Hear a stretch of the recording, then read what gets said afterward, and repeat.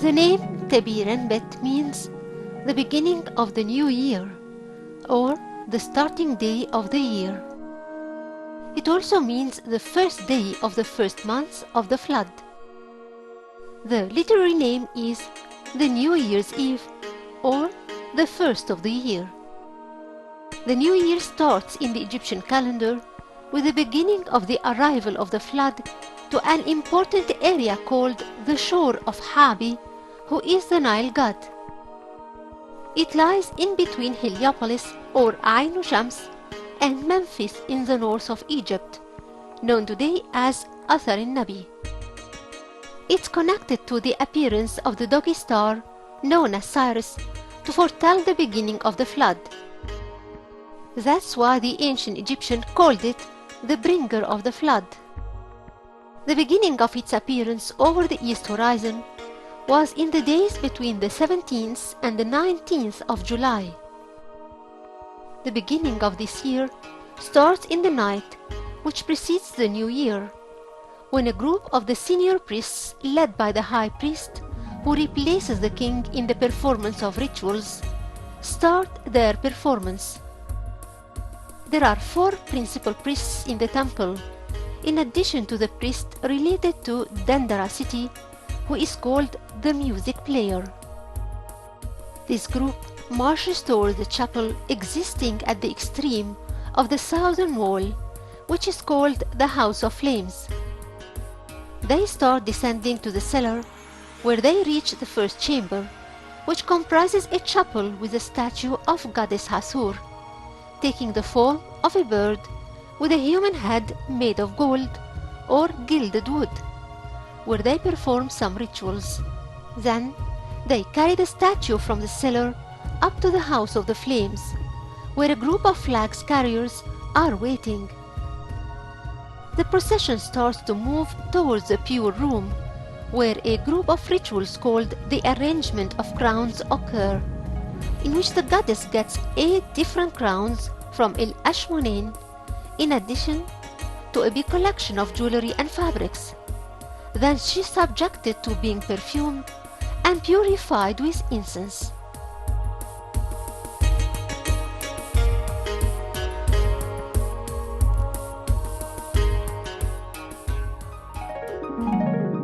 Amongst the rituals performed in the celebration of the beginning of the new year in ancient Egypt is a ritual of placing all sorts of food over the tables. This food includes the bread and the desserts and complete animals and birds and perfumes and bouquet of flower.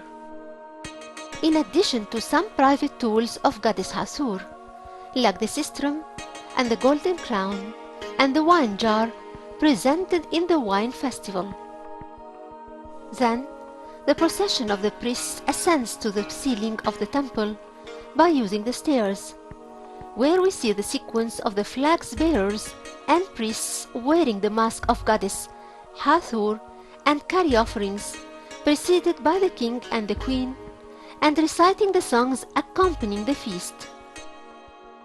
Upon arrival to the ceiling of the temple, the statue is placed in the chapel dedicated to it, which columns take the Hathoric shape, or the shape of goddess Pat connected to Hathor. Around the chapel the offerings are placed, and then the most important event happens, which is the unification with the sun disk, which happens when the early rays of the sun rises on the first day of the new year.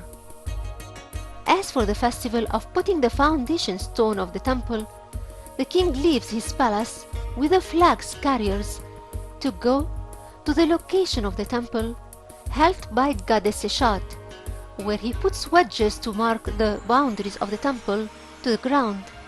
Then he joins between them with ropes and starts to dig the ground and then draw the boundaries of the temple.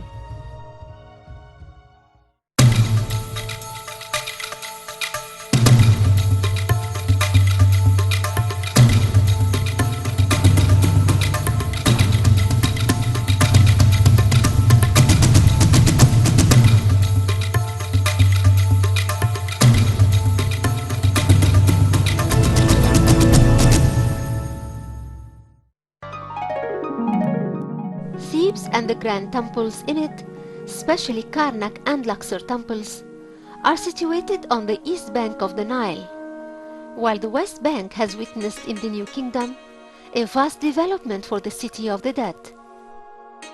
Starting from the New Kingdom, and precisely the 18th dynasty, the kings deserted building pyramids in Memphis Cemetery, and they took the mountains of western Thebes and the Valley of the Kings, an eternal resting place for themselves. They were followed by their successors of kings until the end of the 20th dynasty. The style of the royal tomb became different consequently, for the place of burial according to the new method was composed of a hole dug under the ground, cut out in the rocky hills of the Valley of the Kings. It became completely separate from the rituals of presenting important offerings, which place then became a temple erected alone beside the valley by the edge of the desert. It's easy to explain that scientifically, for the tombs of the Valley of the Kings were more difficult for the tomb robbers and became perfectly safe in their new location, which was secretly hidden to a great extent. In addition to the natural protection supplied by the Theban hills surrounding the valley.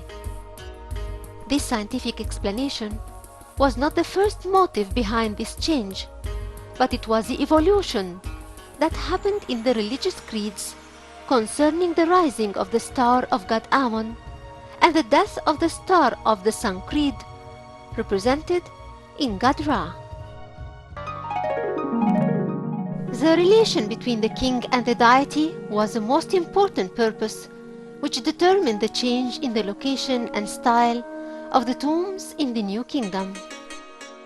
For the worship of the body of the king and his statue was expressed in that huge form of the pyramid. Pointing to the cult of the sun was eliminated to the open court that was included within the funerary temples of the kings of the New Kingdom, and which became a declaration of the centralization of Ammon. In spite of the fact that these temples were always mentioned as being royal funeral temples, but in reality they were dedicated to a specific image of god Ammon's images, with whom the king became merged after his death, through the existence of the king's statues within their chapels, after that event used to happen during his life by his actual visit to the temple. It's a fact that each and every funerary temple was a temple of god Ammon, taken by the statue of the deceased king as a residence for itself. This is clarified through the structure of the temples, which remained in a good condition, and which dates to the age of the 19th and 20th dynasties. They are the temples of Seti I in El Gorna and the temples of Ramesses II, especially the one called the Ramesseum, and the temple of Ramesses III in Habu City, where the middle and rear rooms were the most sacred places of the temple and were consecrated for the cult of Ammon, not only in the image of a statue placed for always for him in them, but also for his sacred boat, placed inside a chapel consecrated to it.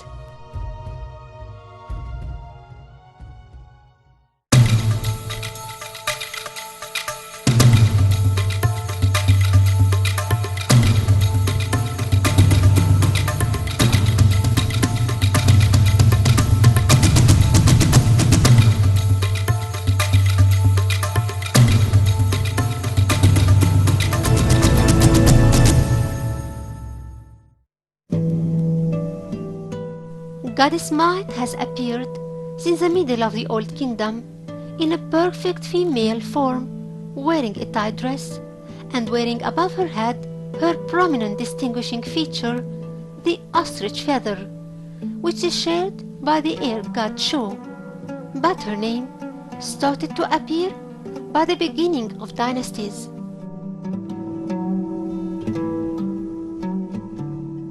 The name of the goddess is written by the ideogram of a base which is a foundation over which something is based, like a throne or a statue, and is a symbol of stability when justice is applied on earth.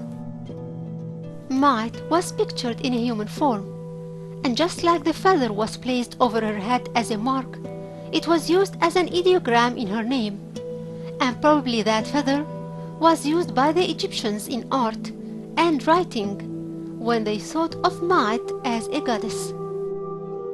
The feather could represent the metaphysical level of Al-Might and the cosmic symbol that represents the celestial origin of the idea of justice. It's noticeable her sisterhood to God Shu, who is also represented with a feather.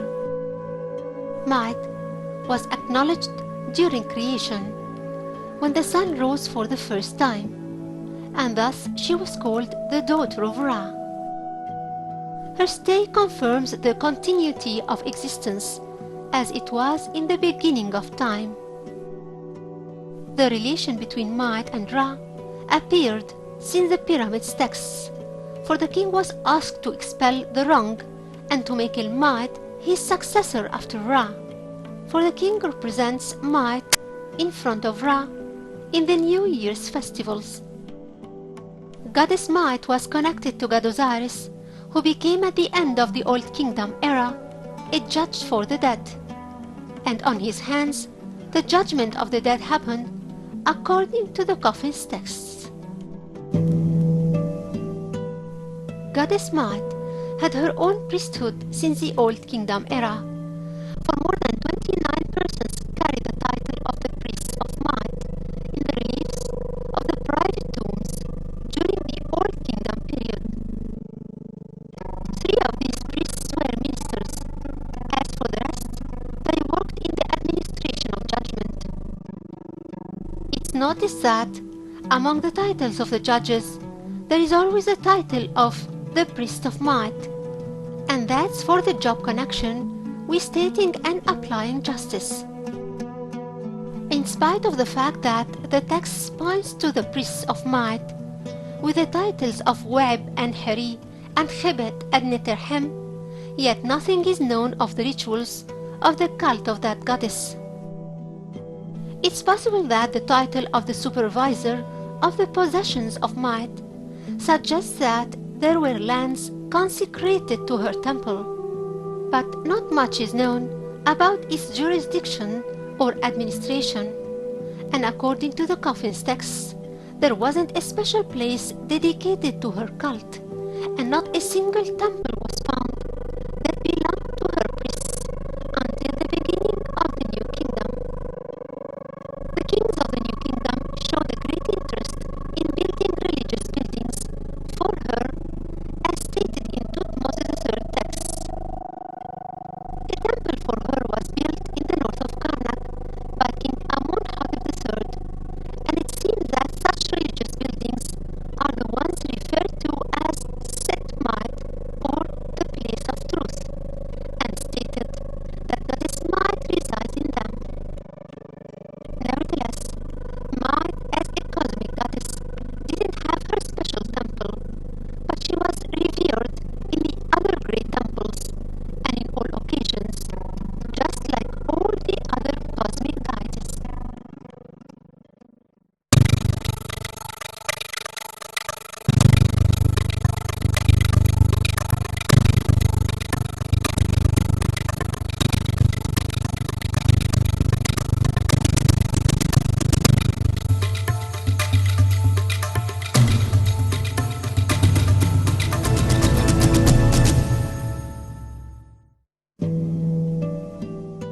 The jet pillar is one of the hieroglyphic signs that enjoyed symbolic creeds and important amulets, for it was connected with God Ptah and Osiris and Anjiti, and known to be a symbol of stability and continuity and revival and resurrection of Osiris.